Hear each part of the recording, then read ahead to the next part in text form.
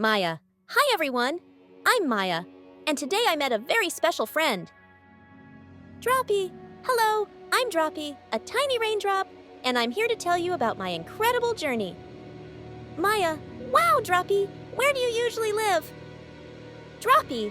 I start my adventure in the big wide ocean, or sometimes in a lake or river. Droppy. The sun is like a giant hairdryer for us raindrops. When it shines brightly, I get warm and light. Maya. So what happens then? Do you just float away? Droppy. Exactly.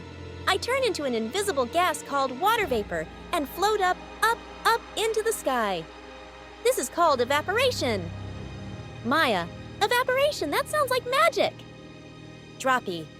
As I go higher, the air gets much colder. All my water vapor friends start to huddle together. Maya. Why do you huddle? Are you cold? Droppy. We get so close that we form tiny little water droplets or ice crystals. When billions of us gather, we make a cloud. This is called condensation. Maya. So clouds are just lots of tiny droppies? That's so cool. Droppy. When our cloud gets too full and heavy, we can't stay up anymore. Maya. What happens then, Droppy? Do you just fall out? Droppy. Yes, we fall back to Earth as rain, snow, sleet, or hail. This part of our journey is called precipitation. Maya. So when it rains, it's you and your friends coming back down. Droppy.